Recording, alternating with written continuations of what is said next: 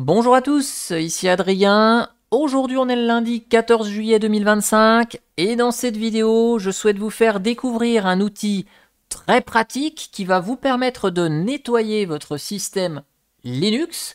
C'est l'équivalent du célébrissime CCleaner que l'on a sous Windows et il s'appelle BleachBit. Je vais l'installer depuis la Logitech de Linux Mint, mais vous retrouvez ce logiciel dans la plupart des grandes distributions Linux telles que Ubuntu, Debian, Fedora, Manjaro, OpenSUSE, Mageia et bien d'autres. Cet outil, BleachBit, il est open source, il va vous permettre de supprimer les fichiers inutiles, de libérer de l'espace disque sur votre système Linux et il va pouvoir faire aussi du ménage sur un certain nombre de logiciels qui sont également installés sur votre système. Une fois que BleachBit est installé, via la recherche de votre menu d'application ou dans les sections d'administration, vous voyez, il y a deux entrées, BleachBit tout court et BleachBit as root. BleachBit tout court va vous permettre de lancer le logiciel avec votre environnement utilisateur. Donc vous allez pouvoir faire du ménage dans votre home, dans tous les dossiers auxquels vous avez accès.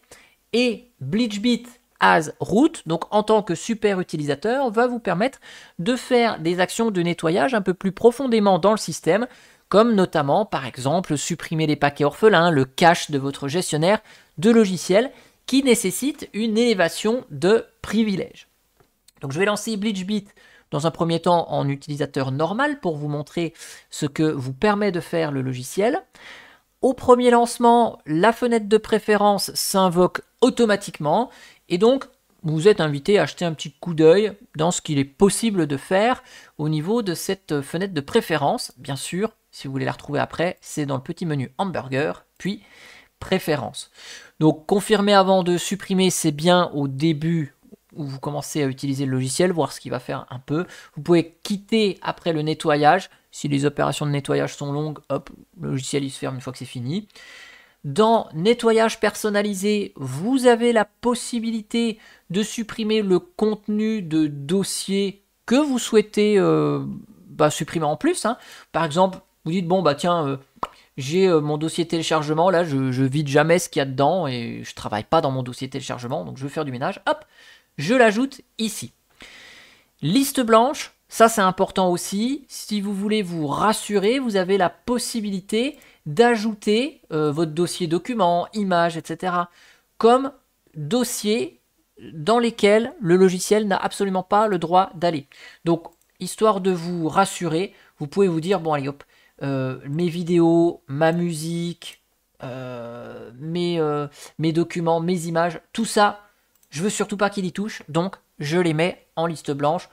Ça évite les fausses manips. Une fois que vous avez vu les paramétrages du logiciel, donc je vais vous agrandir un petit peu tout ça, voilà.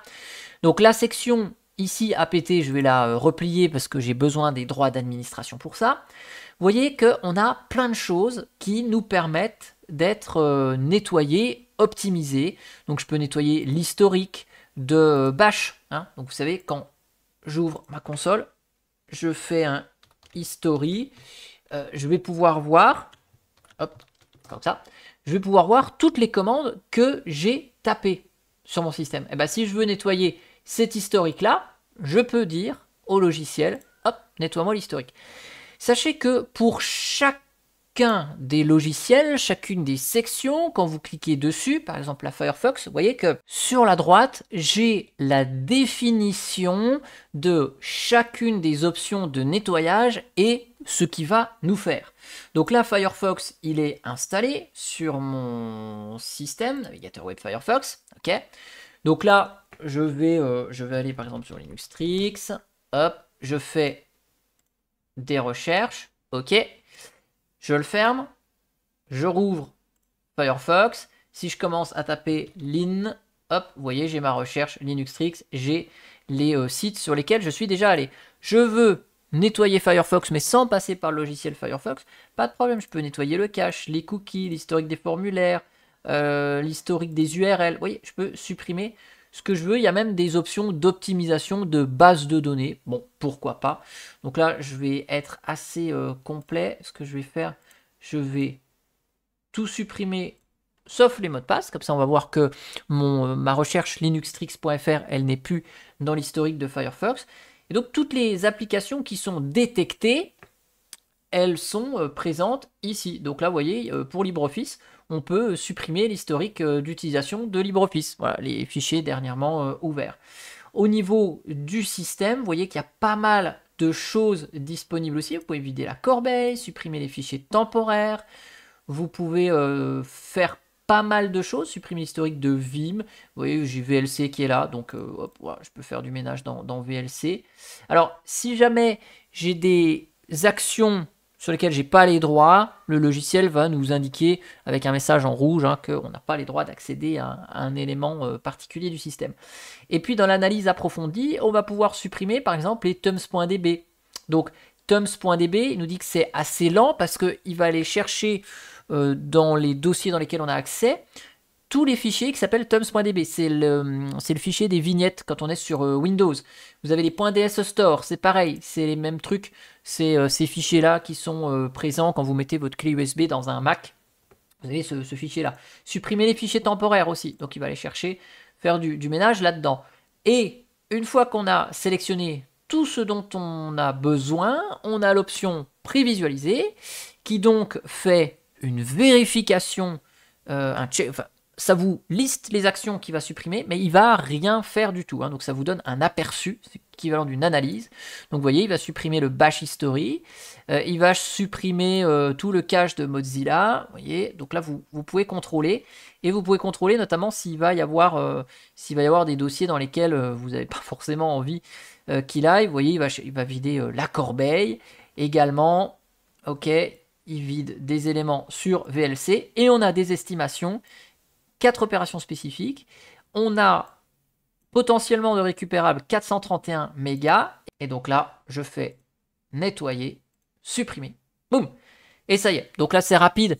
On est sur un SSD. Si je retourne dans Firefox et que je recherche Linux Tricks, vous voyez que j'ai plus du tout les suggestions de ma recherche précédente. Donc le profil a été nettoyé. On voit là qu'il a bien vidé la corbeille. J'avais du bazar dans la corbeille. Je vais ici, corbeille, ma corbeille, elle est vide. Il m'a supprimé des fichiers de paramétrage de VLC, ça correspond à tout ça. Donc, on a du ménage qui a été effectué avec succès. Si je vous lance maintenant BleachBit en tant que super utilisateur, donc là, il nous demande évidemment notre authentification. Attention, si je retourne dans les préférences, le nettoyage personnalisé, la liste blanche, là, c'est propre à l'utilisateur root. Donc là, si vous souhaitez faire du nettoyage personnalisé, vous allez pouvoir le faire. Mais sur des dossiers système, par exemple, vous dites, bah tiens, var tmp, voilà, je veux vider le contenu de var tmp. Donc, hop, voilà, vous pouvez supprimer ce qu'il y a là-dedans. Par exemple, idem, vous pouvez mettre la liste blanche. Idem, vous avez des préférences propre pour le logiciel lancé en tant que root. Donc là, c'est pareil, vous pouvez supprimer ces DS Store, TumsDB, mais il va aller regarder plus profondément dans le système.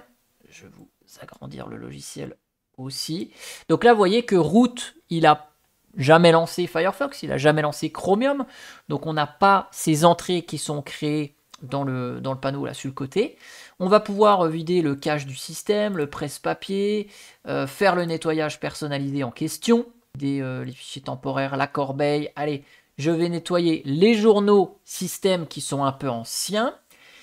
Ici, bash historique, c'est l'historique de root, si jamais vous êtes connecté en tant que root. Et puis là, vous voyez, avec apt, on a la possibilité de lancer les opérations de apt auto-clean, auto-remove, clean.